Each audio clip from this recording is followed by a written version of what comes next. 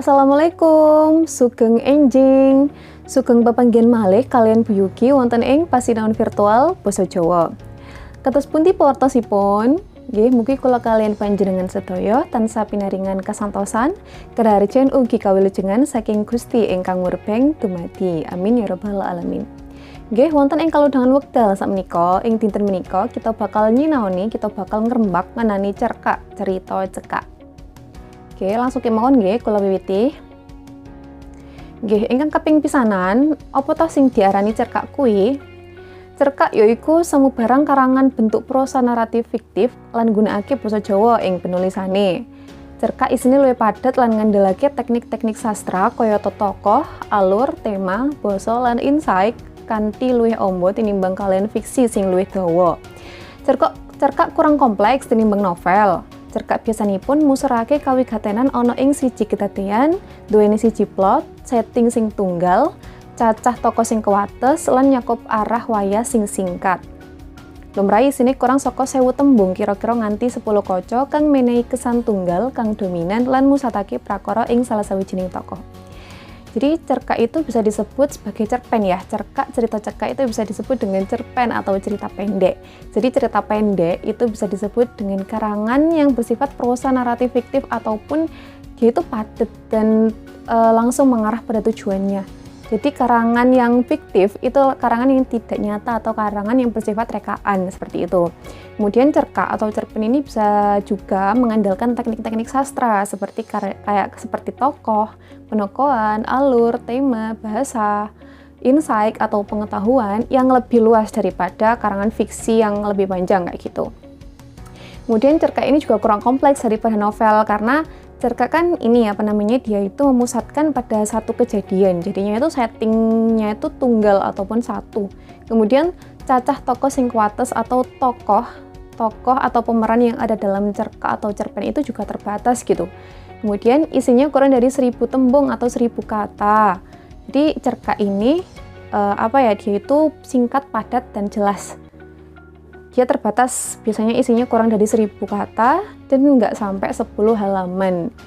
Dan cerkak ini juga memberikan kesan tunggal gitu ya, yang dominan dan memusatkan pada salah satu tokoh atau salah satu kejadian kayak gitu. Oke, banjur titikane cerkak atau ciri-ciri dari cerkak. Ingkang kaping pisan yaiku ceritane cekak utawa ringkas. Jadi cerkak itu terdiri dari 500 sampai 1000 kata. Dia juga nggak sampai 10 halaman kayak gitu. Jadi cerkak kuwi ringkes, cekak, cerita cekak, ringkas atau pendek gitu ya. Terbatas 500 sampai 1000 suku kata dan nggak sampai 10 halaman biasanya. Oke, kaping loro duweni sifat rekaan atau fiktif.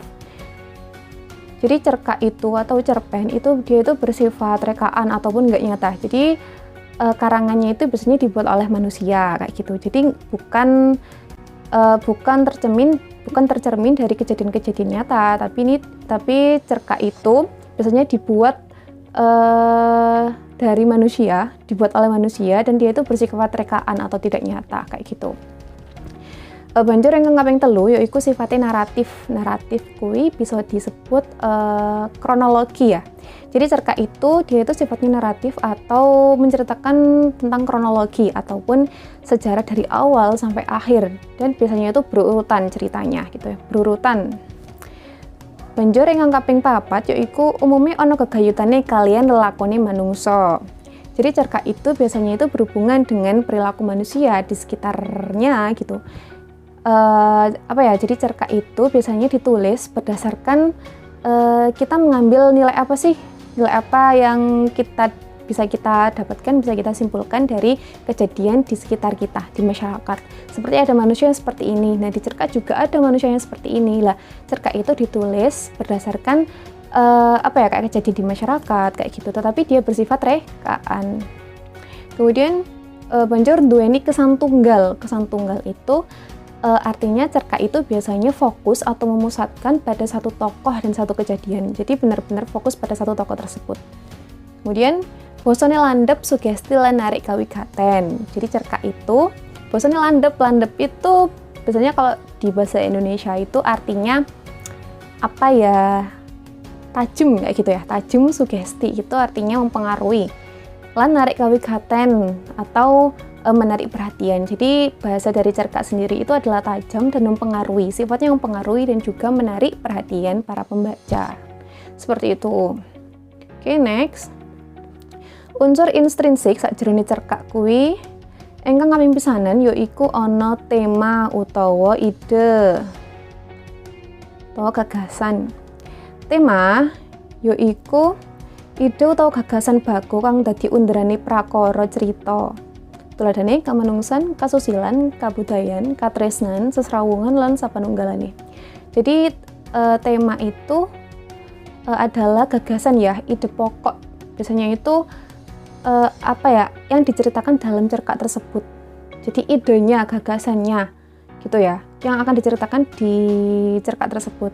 Biasanya itu tema-temanya itu ada kemanusiaan, sosial, kemudian kebudayaan, katresnan atau cinta, kemudian sesrawungan atau persaudaraan, seperti itu. Kemudian paraga kuwi bisa disebut pelaku kang bangun cerita utawa wong kang diceritakake. Paraga ing cerita duweni watek dhewe-dhewe kanggo mbedakake siji lan siji liyane.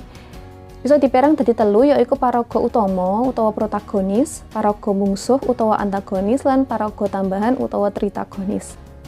Oke, jadi paraga itu bisa disebut tokoh ya. Kalau di dalam bahasa Indonesia itu bisa disebut tokoh. Jadi unsur intrinsik dari cerkak atau cerpen itu ada tokoh. Tokoh ini merupakan pelaku yang bertindak, pelaku yang diceritakan dalam cerkak atau cerpen tersebut. Lah biasanya tokoh ini mereka memiliki tiga sifat. Yaitu tokoh utama atau protagonis ya, tokoh-tokoh yang baik, kemudian tokoh mungsuh, paraga mungsuh atau tokoh-tokoh antagonis, atau bisa disebut dengan tokoh-tokoh yang jahat yang memiliki sifat yang jahat, kemudian paraga tambahan utawa tritagonis atau bisa disebut sebagai figuran ya, tokoh tambahan, figuran. Banjur ingkang kaping telu ana watak. Watak yo iku tanda-tanda fisik, dhuwur, lemu, pesek, cendhek lan sapiturute, lan tanda-tanda non fisik kayata sumeh, jahat, grapyak, pintar lan sapiturute. Jadi watak itu merupakan, kalau tanda-tanda fisiknya, watak itu kan karakter ya. Jadi karakter di sini itu ada dua.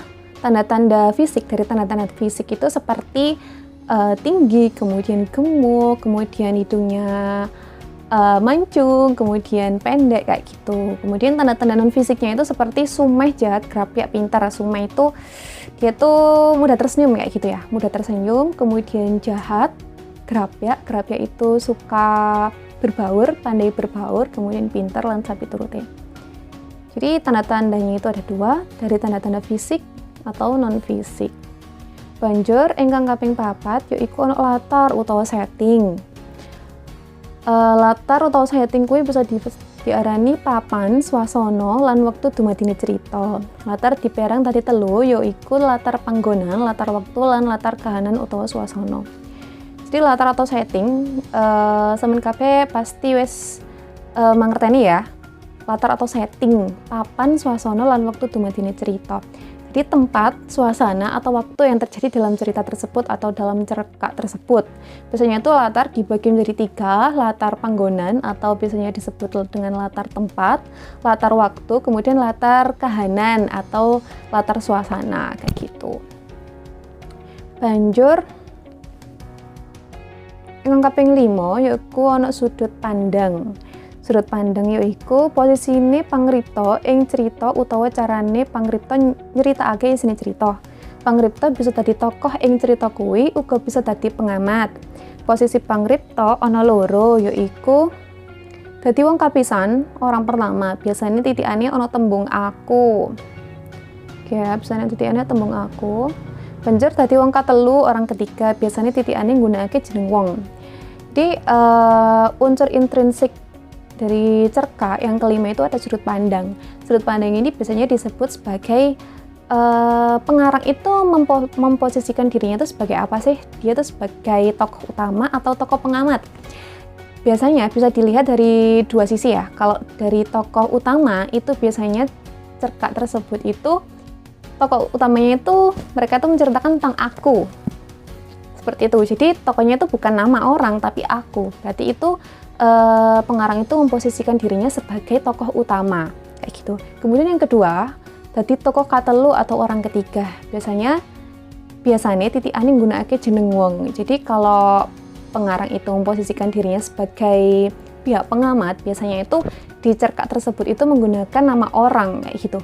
Jadi bukan lagi memposisikan dirinya sebagai aku, tetapi dia menceritakan dirinya itu sebagai orang ketiga kayak gitu ya. Jadi biasanya itu ciri-cirinya itu di cerkak itu mereka menceritakan mengenai nama orang kayak gitu. Kalau pengarang memposisikan dirinya sebagai orang pertama, cerkaknya itu biasanya aku, tokoh utamanya itu aku. Kalau pengarang memposisikan dirinya sebagai orang ketiga, biasanya di cerkaknya itu menggunakan nama orang. Oke. Banjur yang kaping 6 ono gaya basa. Gaya basa bisa diarani basa sing digunakake pangripta ing sajroning cerita kanggo medharake pikiran lan rasa atine.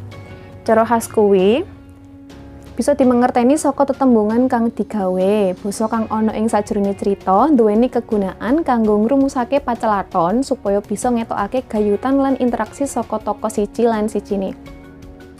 Oke, jadi gaya basa bisa disebut juga sebagai gaya bahasa.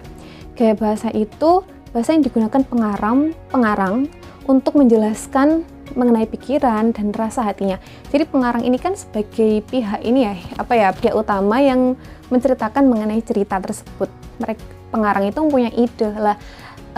Dengan pengarang menyalurkan idenya itu, maka gaya bahasanya seperti apa? Lah gaya bahasa tersebut itu menjelaskan mengenai pikirannya dan suasana hatinya kayak gitu. Biasanya itu juga menggunakan diksi atau pilihan kata atau majas.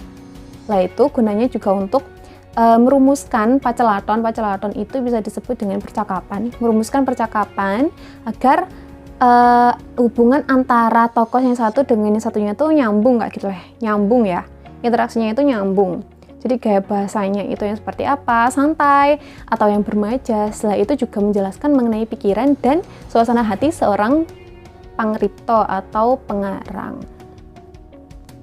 Oke, kaping 7 ana alur utawa plot. Alur utawa plot yaiku urut-urutane kedadian ing cerita. Bakune cerita saka wiwitan nganti pungkasan, ana perkenalan, konflik, penyelesaian. Alur dipérang dadi 3 yaiku alur maju, alur sing nyeritakake utawa nggambarake kahanan saiki kanthi seterusé. Alur mundur regresif, alur kang nggambarake kahanan saiki diterusake ngandharake kahanan kepungkur. Banjur ana alur campuran. Jadi alur atau plot itu biasanya bisa disebut sebagai urut-urutan cerita ya, urutan cerita. Biasanya itu terdiri dari perkenalan, konflik, penyelesaian. Kan di cerkak atau cerpen itu kan biasanya yang bagian paling awal sendiri itu ada perkenalan, kemudian ada konflik atau bisa disebut masalah yang muncul di cerita tersebut. Kemudian ada penyelesaian atau akhir dari dari cerkak atau cerpen. Biasanya itu alurnya ada 3. Alur maju itu juga bisa disebut sebagai kejadian yang mengarah ke masa depan kayak gitu ya. Kalau alur mundur atau regresif jadinya itu cerita yang menceritakan masa depan ke masa lalu, jadi kayak flashback kayak gitu ya.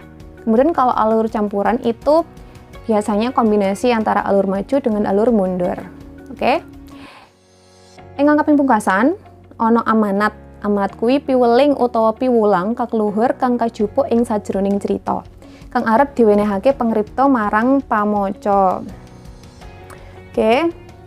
Jadi amanat di sini bisa disebut sebagai piweling atau piwulang. Piwulang itu bisa disebut sebagai kayak ajaran gitu, nilai-nilai yang luhur yang bisa diambil dari cerita tersebut.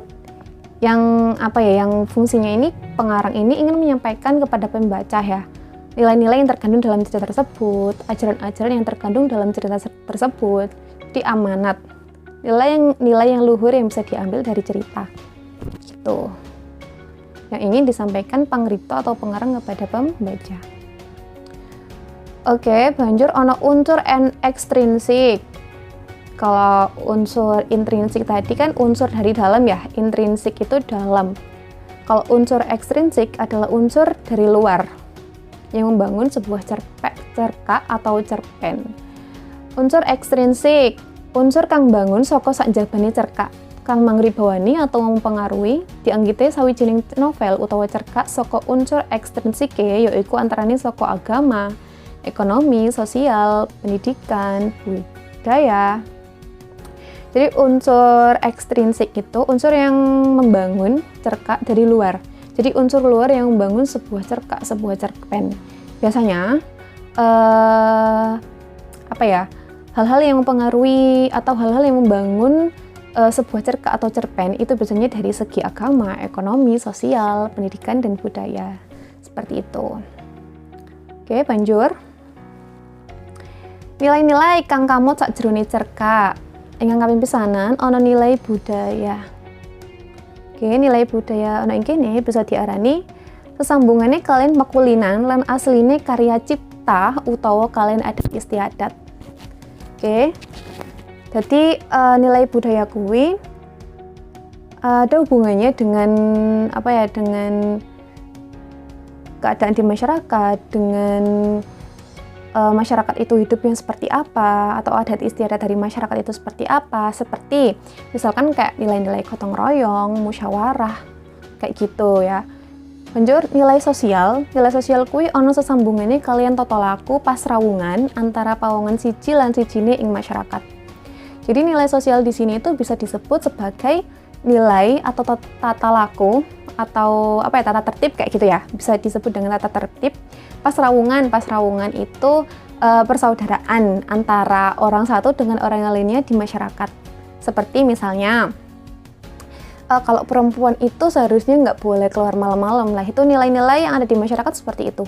Jadi nilai-nilai yang terkandung dalam cerkak itu juga nilai sosial yang misalnya kalau perempuan itu nggak boleh keluar malam kayak gitu, perempuan itu harus menjaga tata keramanya juga, maksudnya sebagai seorang perempuan yang ingin dihormati dan dijunjung tinggi, mereka itu harus bisa menempatkan dirinya gitu ya di masyarakat, seperti itu. Banjur kang kaping 3 ana nilai moral.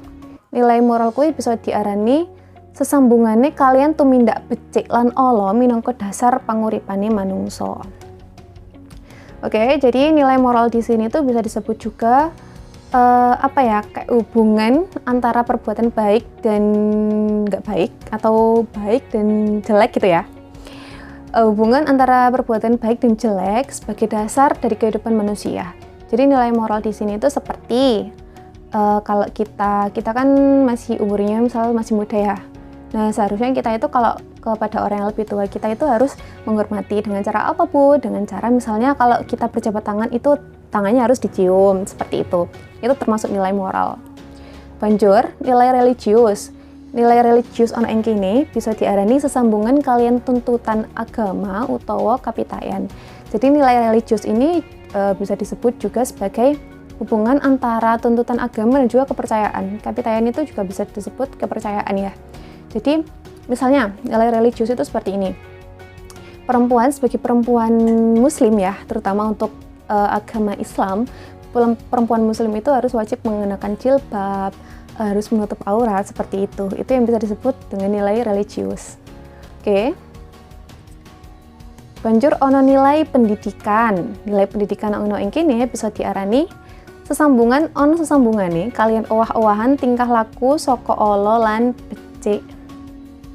Oke.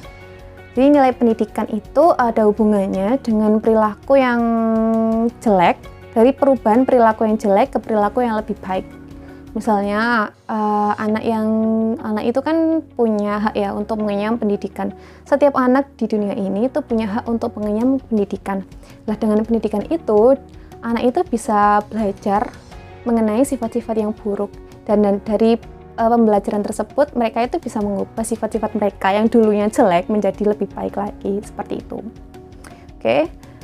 Banjur ana nilai estetis. Nilai estetis ana ing kene ana sesambungane kalian bab kang narik kawigaten, keindahan utawa seni. Jadi nilai estetis itu adalah nilai keindahan ya.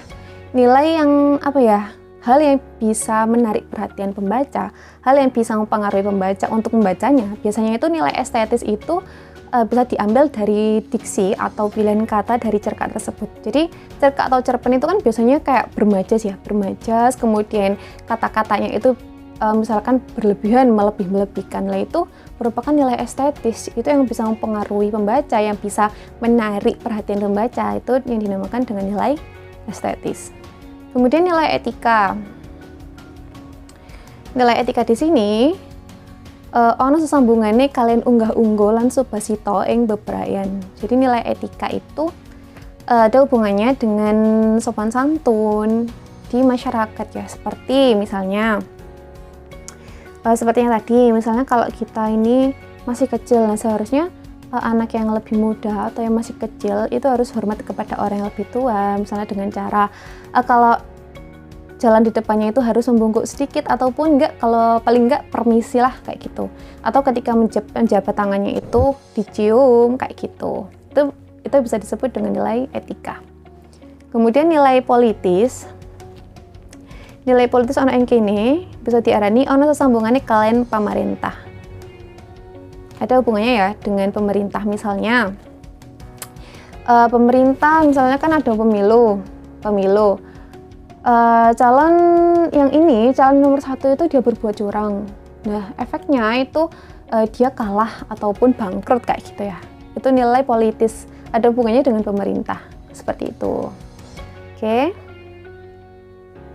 Oke, matur nuwun. Nggih, wonten mriki wonten gladhen utawa latihan soal. Nggih, sampeyan serat nggih wonten buku tulis lan dijawab diserat wonten buku tulis, mangke dikempalake wonten ing Google Classroom. Nggih. Cekap semanten pasinaon ing dinten menika, menawi wonten pitakonan bisa langsung hubungi email kula.